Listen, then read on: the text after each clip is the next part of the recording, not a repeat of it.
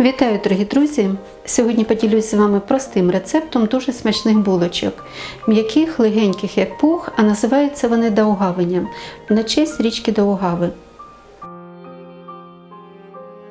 Тесто замешивается безопарным способом, но дрожжи лучше активировать, чтобы оно быстрее ожило. Развожу их в теплой воде и сюда же добавляю пол чайной ложки сахара из общего количества, чтобы они быстрее разгулялись. Перемешиваю до растворения сахара и пока отставляю в сторону. В миску для замеса выливаю теплое молоко, высыпаю весь сахар, щепотку кардамона и тоже перемешиваю до полного растворения сахара. Тесто замешивается на воде и молоке, и взять их надо в одинаковых количествах по 100 грамм. Жидкость я теперь взвешиваю, поэтому указываю в граммах. Мерные чашки у всех разные, вот у меня их 3, и все по-разному отмеряют жидкость. 2 средних яйца, чистый вес 100 грамм. Снова все это хорошо перемешиваю и добавляю из общего количества несколько ложек муки. За это время дрожжи уже начали играть, сверху появилась небольшая шапочка. Перемешиваю, они еще больше зашумели, и добавляю к тесту. Получается вот такая кашица, примерно такой же консистенции, как мы замешиваем опару. Вот теперь сюда добавляю соль, тоже можно немного перемешать до ее растворения, и высыпаю всю муку. Муку лучше взять более сильную. Выберите белок 11 или 12. Если у вас есть более сильная, там 13 или 15, можете смешать 1 к 1 с обычной. Этого будет достаточно. Муки по рецепту надо взять 500 грамм, но если у вас будет обычная с белком 10,3, то, возможно, понадобится ее больше, немного больше. Но вы знаете, если добавляете больше муки, чем указано в рецепте, теряется вкус сдобы, и выпечка получается не настолько вкусная и не настолько мягкая. Лопатка уже не справляется, поэтому домешиваю рукой. И замешиваю до тех пор, пока мука полностью увлажнится. Во время замеса зачищаю миску, чтобы нигде ничего не оставалось, все продукты вошли в тесто.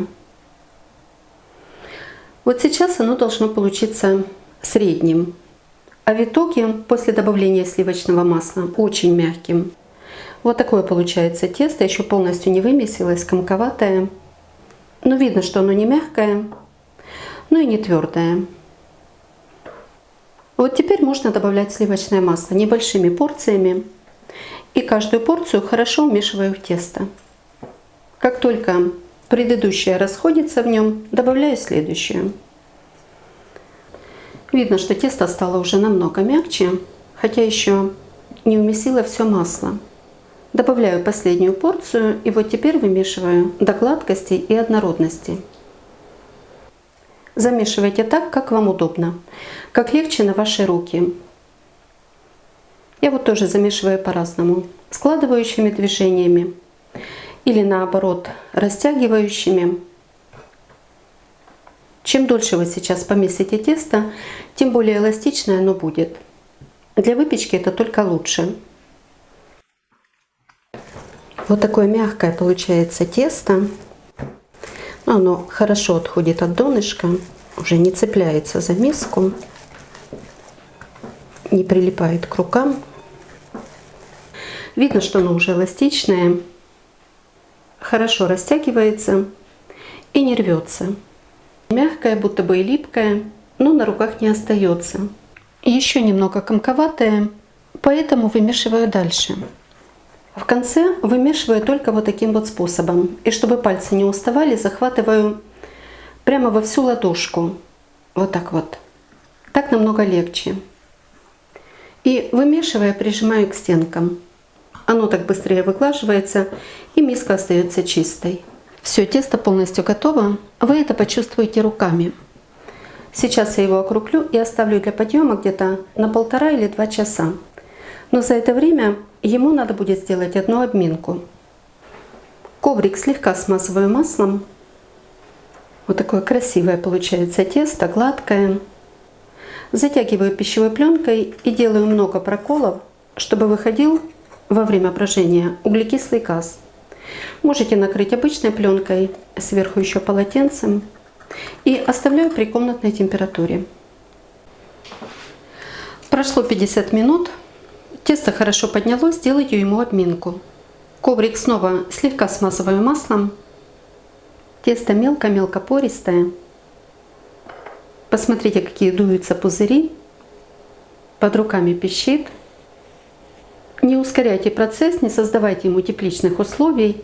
Комнатной температуры для брожения как раз будет достаточно. Округляю и снова оставляю для подъема где-то на 30-40 минут. Но вы учитываете не время, а смотрите на само тесто. Каждый раз оно должно увеличиваться в объеме в 2 раза. После первого подъема делайте обминку, после второго разделывайте на булочки. Тесто просто замечательное, живое, мягкое, эластичное. Подкатываю в жгутик.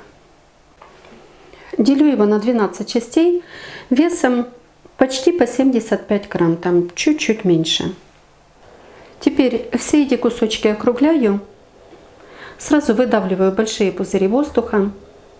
Потом краешки теста подтягиваю в середину и хорошо придавливаю тоже, чтобы там не оставался воздух. Прижимая к столу, подкатываю в шарик. Потом накрою и оставлю минут на 10. Это предварительная формовка. Потом подкатаю еще раз, чтобы булочки были более круглые. Они, конечно, при выпечке посклеиваются, так и должно быть. Но верхушки шапочки будут более круглые. А пока тесто отлеживается, подготовьте форму. У меня вот такая вот по донышку 30 на 20. Я ее смазала размягченным сливочным маслом. Донышко на всякий случай покрыла пергаментом. У меня силиконизированный. Если у вас обычный пищевой, то и пергамент смазывайте маслом. Прошло 10 минут. Снова округляю тесто, немного его уплотняя. Опять дуются большие пузыри воздуха. Вот весь этот воздух надо выдавить. Но не перетягивайте сильно, чтобы верх булочки не разрывался. Сложила их в форму на небольшом расстоянии. Они при подъеме должны склеиться, а при выпечке хорошо подняться вверх. Поэтому форму выбирайте с высокими бортиками. Прошел 1 час 15 минут. Посмотрите, как хорошо они подошли, посклеивались. Все как и должно быть. Чтобы булочки не смазывать, кисточкой не осаживать тесто, я их аккуратно сбрызну водой со всех сторон, но не сильно заливая. У меня уже нагрелась духовка, я ее включила заранее, температура 190 градусов. И сразу же ставлю в духовку выпекать. Булочки испеклись, выпекались они 25 минут при температуре 190 градусов.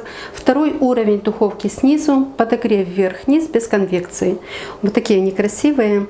В стеклянной форме хорошо выпекать, видно, как подпекается донышко, бока. У моей духовки 5 уровней. Выпекаю ниже среднего, чтобы хорошо подпекалось донышко. Но так как все духовки разные, учитывайте особенности своей, смотрите на колеровку и проверяйте на готовность. Прокалываю деревянной шпажкой, обязательно прокручиваю. Если тесто сырое, оно намотается на шпажку и вытянется. А так на выходе она сухая, значит булочки пропеклись. При прокалывании чувствуется, насколько тоненькая корочка. Она еще присутствует. Но как только булочки немного остынут, станут очень мягкие. Я их ничем не накрываю, оставляю буквально на 2-3 минуты, чтобы не так пекло в пальцы, и выложу их на решетку. Аккуратно переворачиваю. Булочки просто как пух, легкие, воздушные. В таком виде даю остыть, и не надо их сверху смазывать маслом. Потом покажу, какие они на разрыве. Булочки немного остыли, прошло 10 минут. Несмотря на то, что теплые, легко и быстро возвращают свою форму. Видно, что булочки нигде не подорвались, ни сверху, значит, тесто не было перекатано, ни по швам. Ровные, красивые, высокие, значит, они достаточно подошли перед выпечкой. А булочки внутри будто бы пустые, настолько мягкие. Посмотрите, какое красивое тесто, волокнистое. Попробую разрезать теплую булочку. Она даже не поддается ножу. Очень вкусные, ароматные, в меру сдобные. Подать их можно с чем вы любите, но и сами по себе они очень вкусные. Мягкие, воздушные, легкие как пух. Мякиш влажный, и при правильном хранении таким он и останется, пока вы их не съедите. Но я не думаю, что задержатся они надолго. Готовьте з удовольствием і приятного вам апетита! А якщо вам подобаються мої рецепти, діліться ними з друзями, підписуйтесь на канал, залишайте коментарі, щиро дякую за вподобайки, а постійним спонсорам мого каналу за підтримку та допомогу. Мені дуже приємно, що ви так цінуєте мій труд. І як завжди, бажаю вам всього найкращого.